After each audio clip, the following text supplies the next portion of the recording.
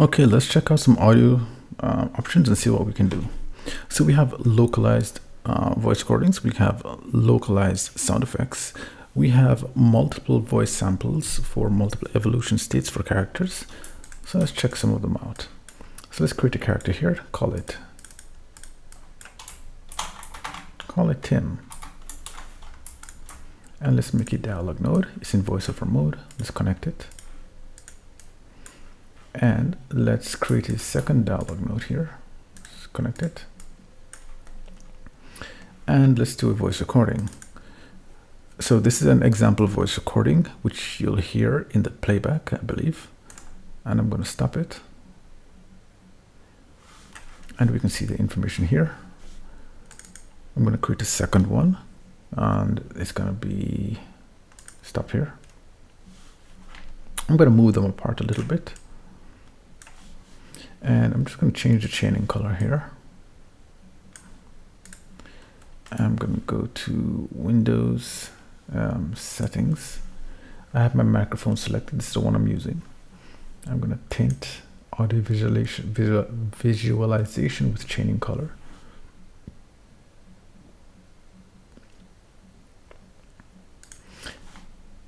And then I'm going to make a second character. Color me. And I'm going to make a dialog node here. Another dialog node. We could add an action node, but then we'd have to just assign an audio clip to that one, which I don't really need to do here. And I'm going to just do another voice recording on it. This one's probably going to be a little bit longer. I'm going to end it. Saved it in. Let's go yellow with this one. And this is going to be a second one, which is going to be a little bit shorter. I'm just going to put this one in the middle here. Yeah. All right. So one thing that we can do here, we can scrub through our audio now. So we can do playbacks in several different ways. We can click on the play button here on a single node. So this is an example voice recording. And you can hear the voice recording. You'll hear in the playback, I believe. All right, so that's cool. I'm going to just do another voice recording on it. We can hear it on the second one. This one's probably going to be a little bit longer. And now, what if we want to scrub through it on the timeline? So we're not actually hearing anything right now on the timeline. So let's click the play button. Let's go ahead and select these. I see the audio clip representations here. We don't actually need any of that right now. Actually, I'm going to go to a new scene to just avoid confusion there. I'm going to put this over here. I'm going to click play. That's going to generate our audio. I'm going to just do another voice recording on it. And now you hear it playing back. This one's probably going to come with an example voice recording, which you'll hear in the playback. So you can kind of scrub through this right now. Example voice recording, which you'll hear in the playback, I believe. And this is going to be a second one, which is going to be a little bit shorter. I'm going to create a second one, and it's going to be. All right, so there we go. We can now sample our voice recordings, and that's just the basic part. So if we go to our project here, and I think I put it in this new project audio clips. What the system now does, it generates several different audio clips for us to use. So it generates individual audio clips for individual nodes, which you'll see here: 1, 2, 3, 4, 5, 1 dialogue, 2, 4, and 5, 1 dialogue, 2, 4, 5. It generated those audio clips. And it generated a single chain of audio for our character May and for our character Tim. And we can play through those. The voice recording on it. This is going to be a second, a little bit shorter. We can play through them individually. In the playback, I believe. And it's going to be. And then it also generates a combination. I'm going to just do another voice recording on it. This one's probably going to be. So this is an example voice recording, which you'll hear in the playback, I believe. And this is going to be a second one, which is going to be a little bit shorter. I'm going to create a second one, and it's gonna be all right, and that's all fine. But what if we have an existing audio clip that we want to use instead of having a one that we just record? Easy. We double click on this icon here in the middle, and we can select an audio clip that we want to use, and it now replaces the one that we just recorded. Or if we want to add a sound effect, we can double click here and add a sound effect to that. But we'll just go with what we have now. Now, what if we want to have the same voice recordings but in a different language? So we have a voiced dialogue for our game, yeah, but we now want voiced dialogue for that same game in a different language. How do we do that?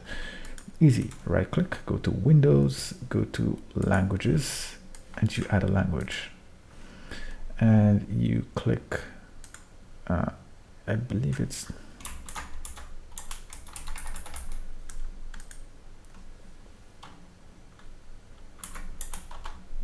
Is it this? I can't remember. Anyway, let's say it's that one. We set the default. Oh, sorry, not default. We set on. And as soon as we turn it on, we notice that all of our voice clips are now gone. Well, not gone, but we're now in a different mode. This is now the Japanese voice recording mode.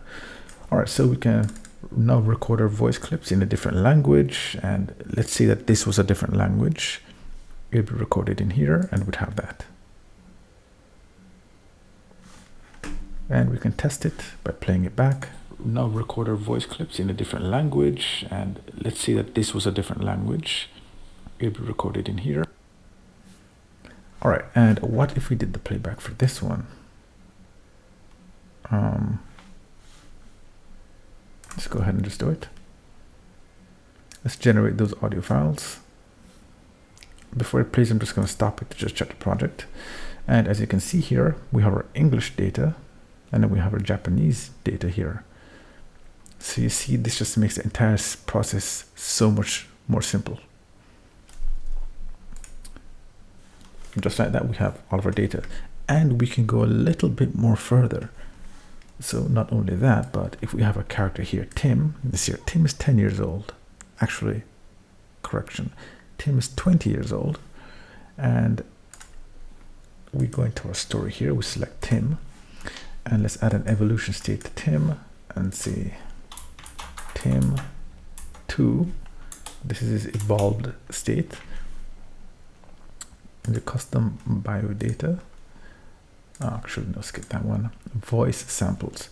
We can add voice samples, and we can add voice sample here to see what Tim sounds like at this particular age. And we can add voice sample here to see what Tim sounds like at this particular age. And we can do that throughout the entire, we can add as many as we want. Literally no limit. And we can go back to our evolution state 1 and do the same thing. All right. So here. And I believe that covers all of the interesting audio stuff you can do here. With Storyteller now. Most importantly, the most interesting of all is the new audio generation system, the playback system, the audio scrubbing in the timeline, which is very helpful, and the